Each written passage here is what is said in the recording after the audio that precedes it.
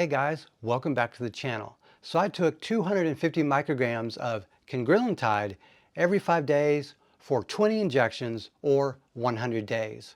I didn't titrate up and I let myself adapt to the dose and frequency throughout the whole time. Now, will I stay on CAG or will I go back to Retta or will I try a different GLP-1 or maybe do something else altogether? In this video, I will review my experience with this peptide and I will tell you what's next on my fitness journey.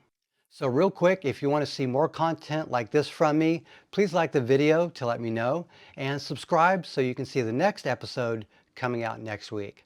So I'm going to go ahead and tell you right at the start that I'm not going back on any other GLP-1 at this time.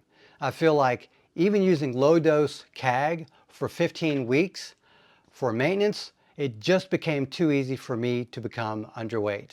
And as I pointed out in multiple previous videos during my retatrutide journey, as well as my initial Cagrilintide video, my goal weight is between 140 and 145 pounds, and it actually became a challenge to stay in that range with just the starter dose. And I think that's due to my relatively low lean mass and lack of muscle. And to be clear, I'm also done taking CAG. And while I thought about going back on Retta a little while for maintenance, I've decided to take a different path forward. And I want to prioritize deeper sleep with different peptides and longer sleep duration. And I want to focus on more energy during the day. So I'm going to avoid any weight loss peptides for the immediate future, for the foreseeable future really.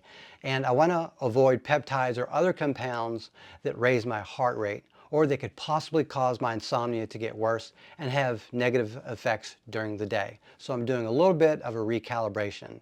I'm also going to cut back on things like Monster Energy and other caffeinated drinks, and I may consider some mitochondrial peptides that aren't too strong in terms of an energy boost. Like I wouldn't do NAD or NAD+.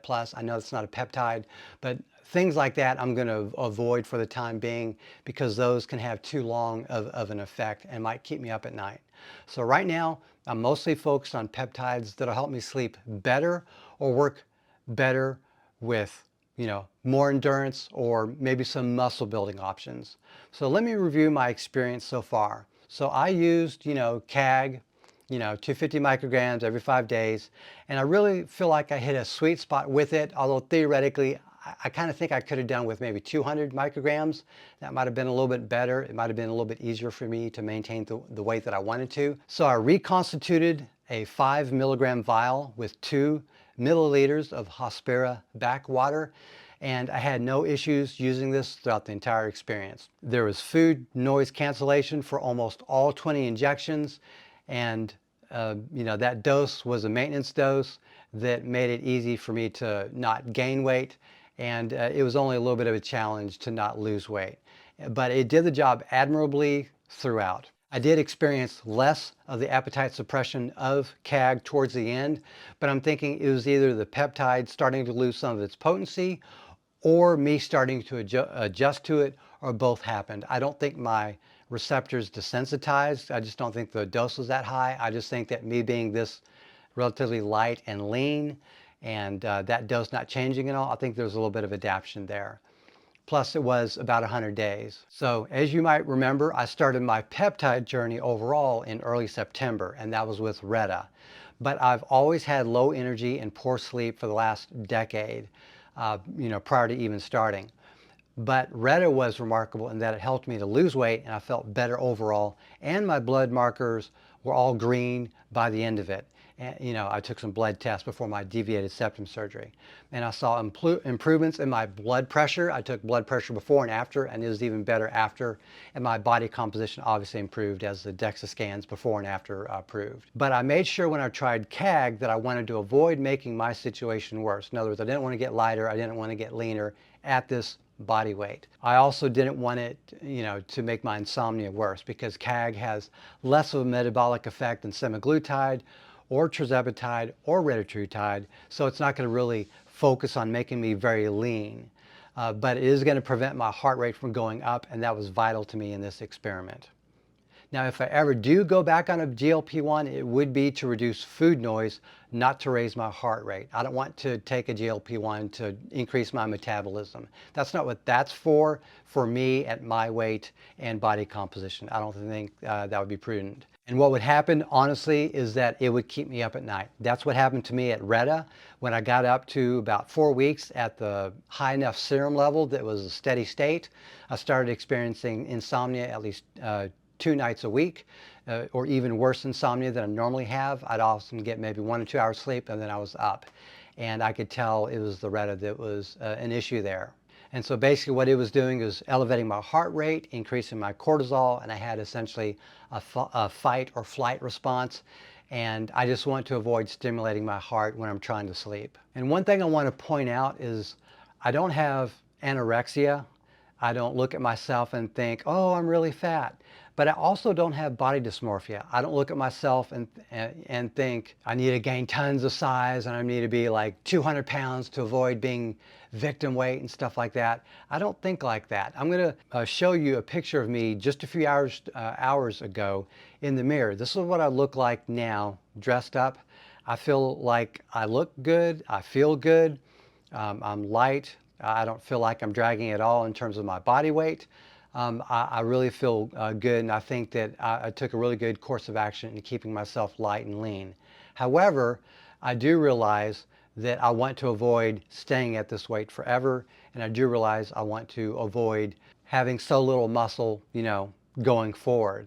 It's always been a goal of mine to do a recomp, build a little bit more muscle and become more lean, and so that's essentially what I'm going to be focusing on going forward. But I have to say, cagrilintide is practically a no side effect peptide if the dose is small enough. But I also think its appetite suppression is synergistic with other GLP-1s if you happen to be severely obese and you need to lose some weight and the appetite suppression that you're currently experiencing with something like retatrutide isn't enough.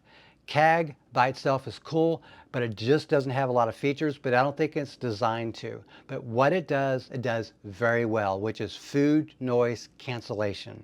At maintenance dose levels, it allows you to eat a full meal, and that was very important to me. I still value hunger.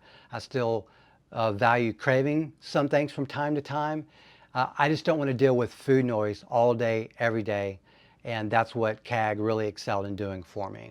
With all that said, I'm turning 55 tomorrow, and I've stopped taking most peptides because I've started to see a doctor about all my vital statistics, not just my complete metabolic panel or my complete blood count.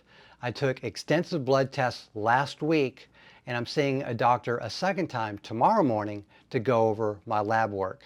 Based on what we discover, I'm going to take a new course of action to work on any deficiencies I have in my blood work, which may involve peptides or it may involve exogenous hormones. We'll see. I'm not committing to anything until after I discuss things with him. But I have to repeat what I've said in the last few videos. I have a plan. My goal for the last few months is to find out all the areas of my physical body, my mental state, everything that needs improvement, and prioritize them on effectiveness. So in other words, if I take a peptide that doesn't do anything for me, well, it goes lower down on the list. If I take another peptide and it does a lot for me, that one gets raised on the priority list. I've tried well over a dozen peptides. I think it's about 20 in the last several months. And I've figured out what has the most impact on me, and I'm using that information to help me forge a new path forward. My consultation with the doctor is going to further provide me with the information that I need to make the right decisions. So in summary, I really enjoyed my experience with cagrilintide, and I think it's a great solution for silencing food noise with little side effects, so long as you focus on the minimum effective doses. You don't always have to titrate up on someone else's doses. You don't always have to raise the frequency or lower the frequency based on someone else's schedule. And you don't have to always take the latest and greatest peptide if it has too much of a negative impact on your life. I'm a fan of cagrilintide, I'm a fan of retatrutide, and of all GLP-1s that I've been reading about so far. And if I were overweight again, I would not hesitate to use either retatrutide or cagrilintide again, based on what I need them for. For me personally, I would prioritize retatrutide for weight loss, but for maintenance, I would prioritize cagrilintide. But I'm going to wrap things up here. I hope you enjoyed the video. Please subscribe if you haven't already, as the next video will be about what my doctor and I have determined my next course of action will be. Thank you very much for watching, and have a great day.